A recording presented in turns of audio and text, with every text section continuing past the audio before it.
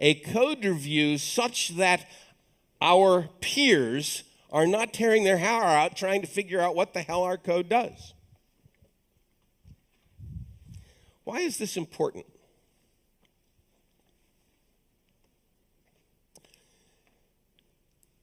How many computers are in this room right now? Thousands. Good answer. How many computers do you have on your body at the moment? Now, I can do this count with me. Right? I have my iPhone. How many processors are in here?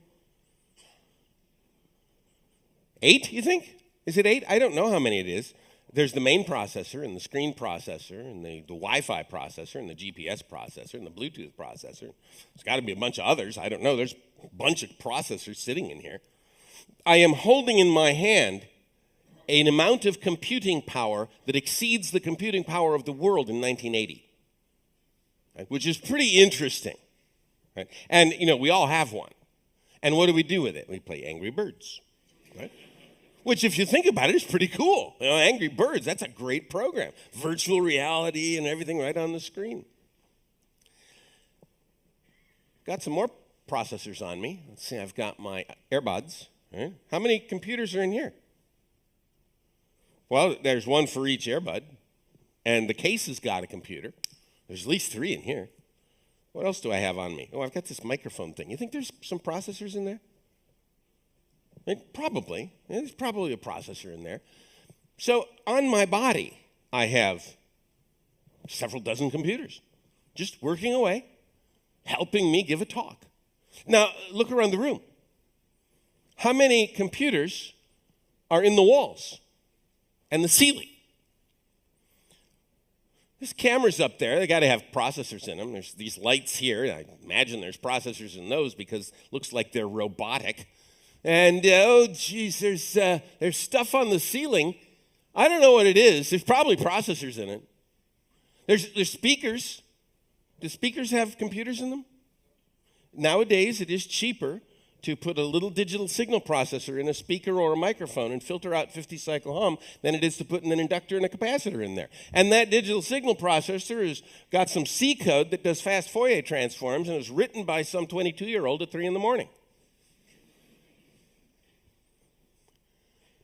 We got speakers, we got microphones, we got smoke detectors, we got signs. You see that exit sign there? Is there a processor in that exit sign? Does it have a battery in it? Is that battery being charged? Is there a little processor sitting there monitoring the trickle charge going into that battery? How often do you interact with a software system? No, not you. How often does your grandmother interact with a software system, if you have a grandmother? Right? How often? In our society today, it is impossible to go more than 60 seconds without interacting with the software system, because there's nothing you can do in our society without interacting with the software system. You can't talk on the phone. You can't watch TV. You can't microwave popcorn. You can't wash the dishes or your clothes. You can't dry your clothes. You can't drive anywhere without interacting with the software system. How much code is in a modern car? How many lines of code in and not a Tesla. Tesla's way over the top. Just a normal old modern car. How many lines of code are in that? It's over 100 million. You get into your car, you start to drive it, there's 100 million lines of code executing in that car. Most of it, of course, is in the entertainment system and the GPS system and all that nonsense. But there's a fair bit of code running in the engine.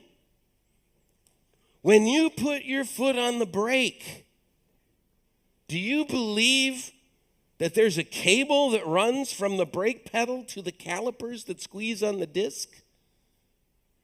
Or do you realize that there are if statements in the way?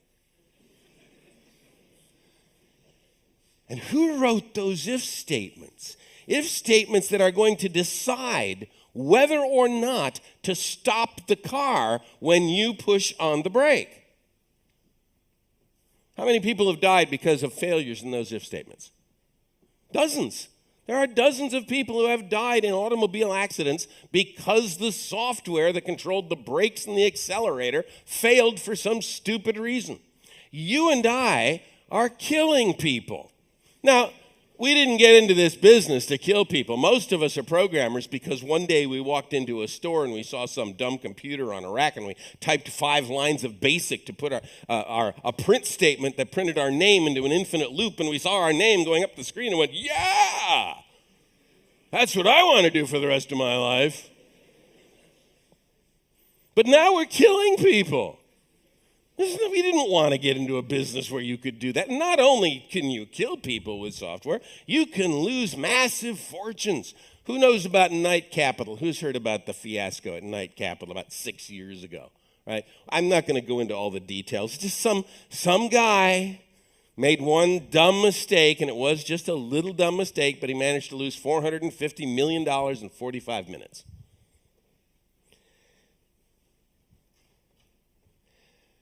Our society runs on software.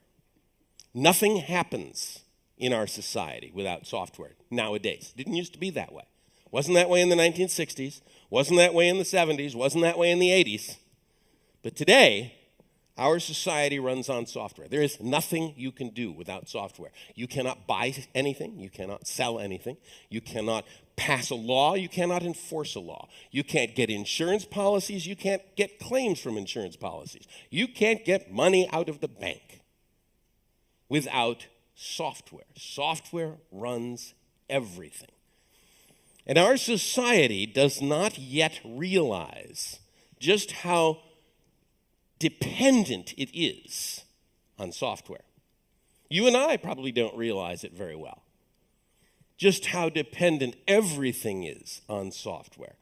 And who writes that software? We do.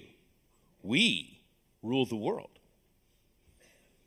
Other people think they rule the world.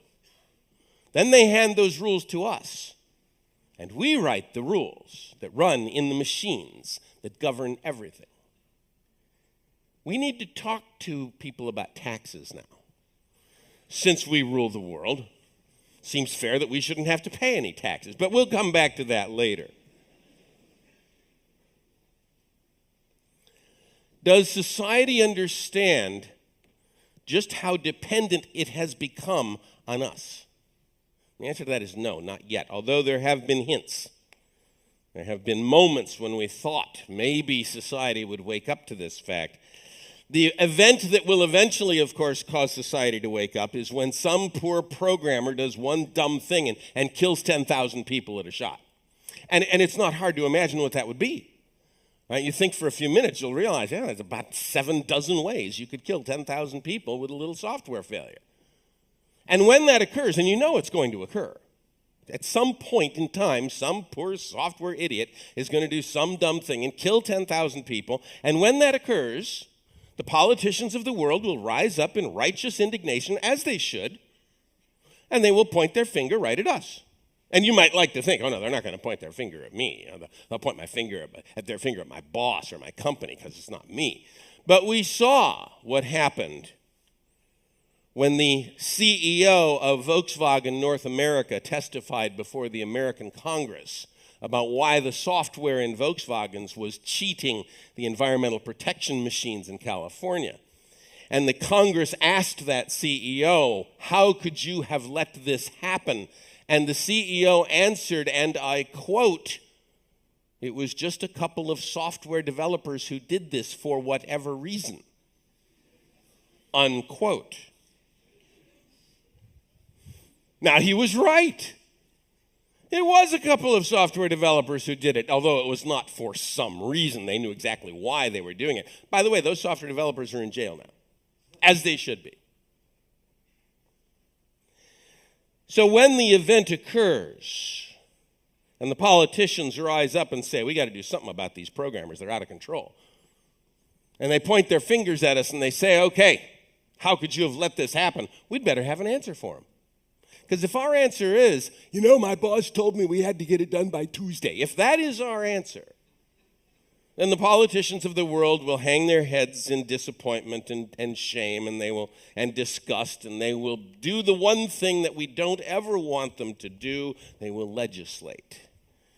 They will regulate. And they will tell us what languages we can use and what platforms we have to write on and what courses we have to take and what books we have to read, what processes we have to follow and what signatures we have to get, and we will all become civil servants. I would like to avoid this. So how do you avoid it? Well, you get there first. You get there first by establishing the ethics of software development. What is our ethics? Do we have a stated set of ethics? Do we have a set of standards, a set of moral standards that all programmers follow? Do programmers take an oath to uphold a set of standards, a set of ethics? We don't have that. We don't have a profession because of that.